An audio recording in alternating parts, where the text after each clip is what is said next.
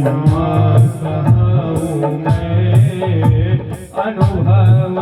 अपना उमा कहूँ मैं अनुभव अपना हरि भजन जगत सब सपना हरि भजन जगत सब सपना।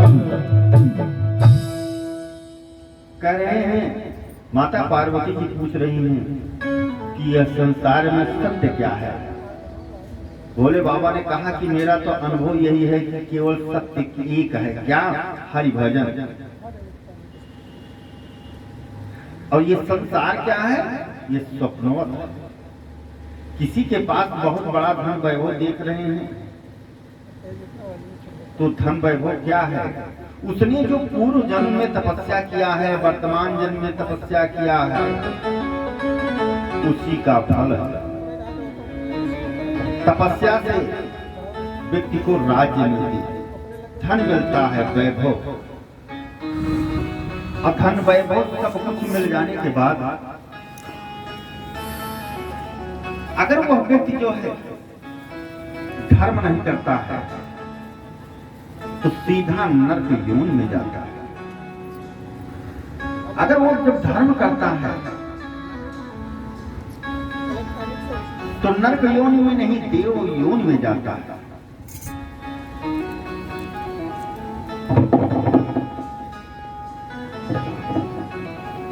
वो देव योनि में जाता है।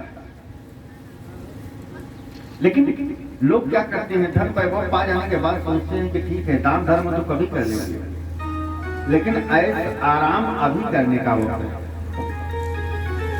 तो ऐश आराम में अपना धन खर्च कर देते हैं तो धर्म नहीं हो पाता। क्योंकि इस बुद्धि को जहां लगाएंगे वहीं जाएगी। अगर धर्म में लगा देंगे, अगर ये सोच लेंगे कि कथा श्रवण करने के लिए जाना है तो एक दिन अगर नहीं भी आते हैं तो मन यही रहेगा। अगर यह है कि राजनीति करना है तो कथा में आए हैं तब फिर कुछ लोग क्या करेंगे कि राजनीति संबंधी वार्ता करेंगे कि अब की बार प्रधानी में किसको जिताना है। कथा पाठशाला में बैठे हैं वहां भी, क्योंकि मन जहां लगाओगे वहीं जाएगा।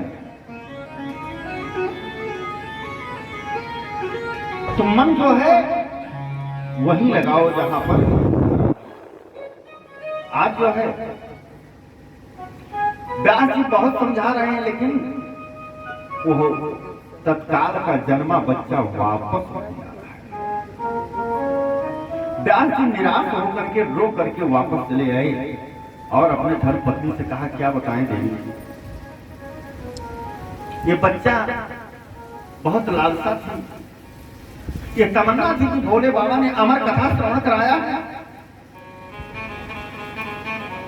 और यह बच्चा जो है मेरा होगा, नाम करेगा।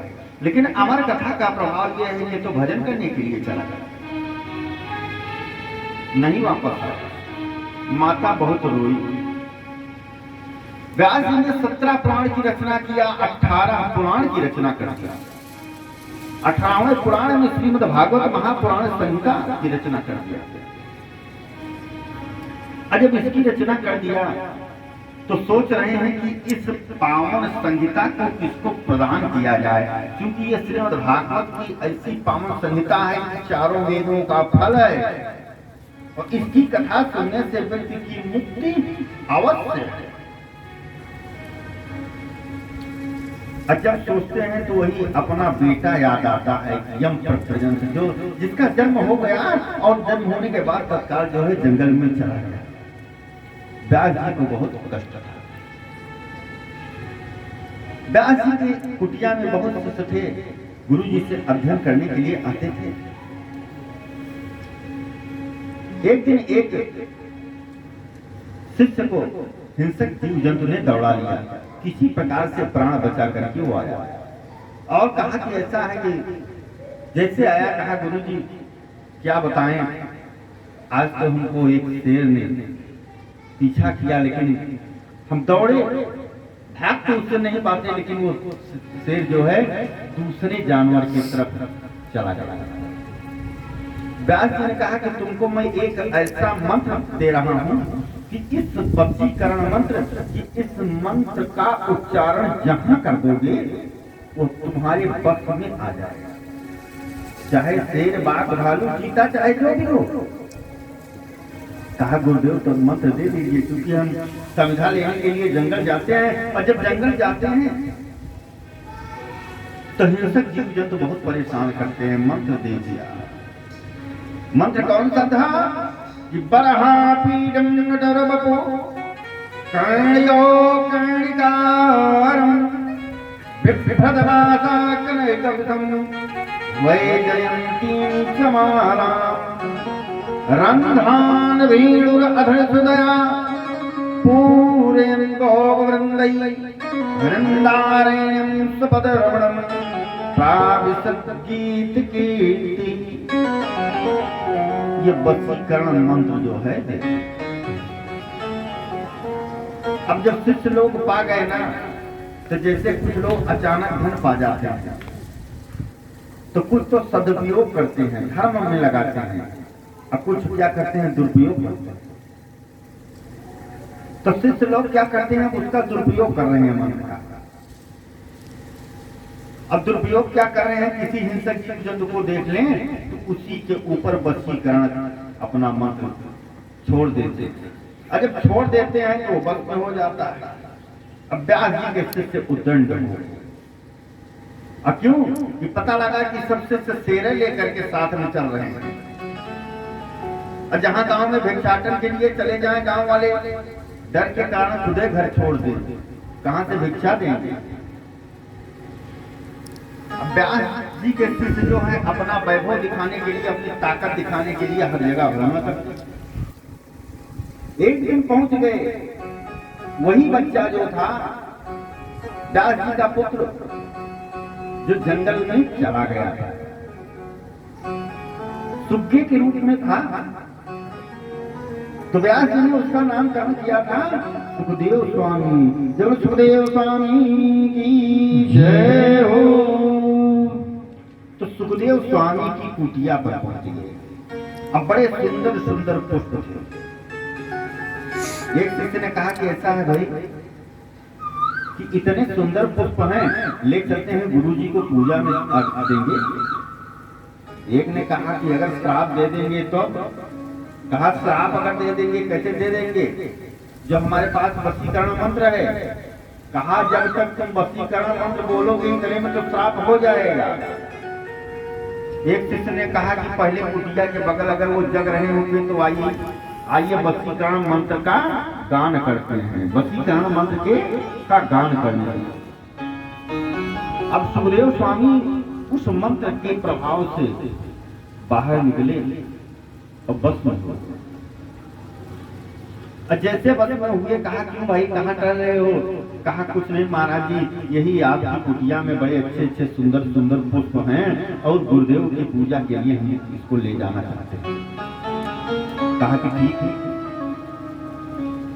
बिल्कुल ले लीजिए, जितना इच्छा हो उतना पुष्प ले लीजिए, लेकिन ये बताइए कि ये मंत्र क्या आप मुझको दे सकते हैं। सुखदेव स्वामी ने कहा हम बिल्कुल आपको दे सकते हैं, क्योंकि संत हैं और संत जो कुछ मांग ले उसको देना आवश्यक है, लेकिन हमारे पास तो यही इतना है। अगर आप हमारे गुरुदेव के पास अगर चले चलते तो गुरुदेव के पास तो 18,000 ऐसे मंत्र। कहा ठीक है, हम गुरुदेव से लेंगे। चले आए। आज सुखदेव स्वामी पुनः व्यास जी के पास चले आए, तो व्यास जी के पास आकर के प्रणाम किया। व्यास जी ने देखा, कहा वही बच्चा है मेरा, जन्म लेने के बाद जो है यम पर भजन हो गया था, जंगल में चला गया था। और निवेदन किया सुखदेव स्वामी ने, कहा कि ऐसा है कि गुरु जी आप ये श्रीमद् भागवत संहिता हमको दे दीजिए, इसका अध्ययन करवा दीजिए।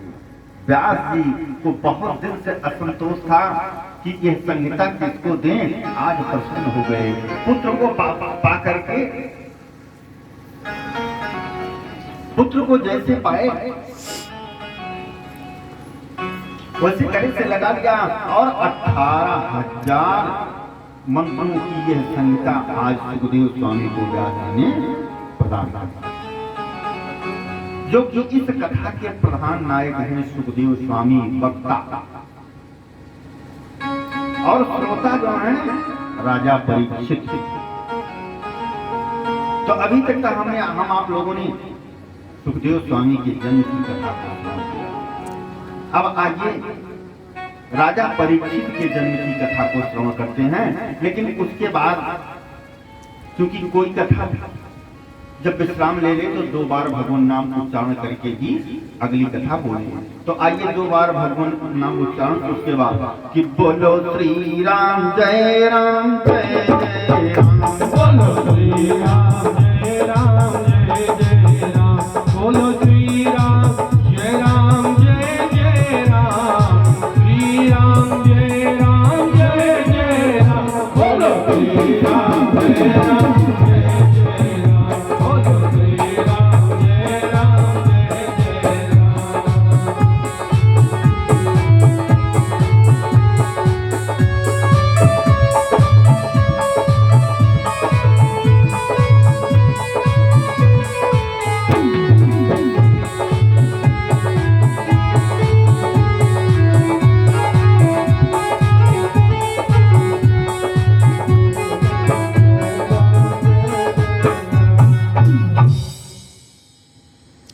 बोलिए वृंदावन बिहारी लाल की जय हो।